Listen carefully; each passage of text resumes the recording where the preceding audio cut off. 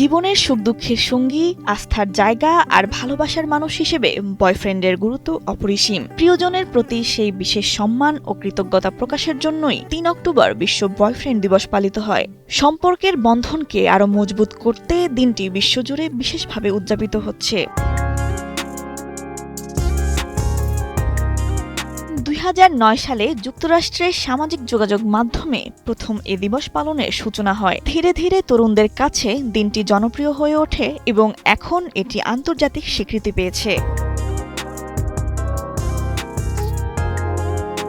Mona Lisa heavy flow ১৫ piece প্যাকেটের সাথে ৮ পিসের একটি প্যাকেট একদম ফ্রি।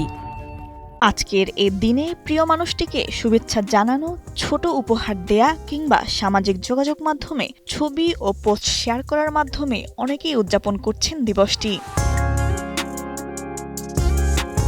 মনোবিজ্ঞানীরা বলছেন এ ধরনের দিবস সম্পর্কের মধ্যে আনন্দ আর ইতিবাচকতা আনে। তবে অনেকের মতে প্রতিদিনের যত্ন আর ভালোবাসাই আসল সম্পর্কের ভিত্তি।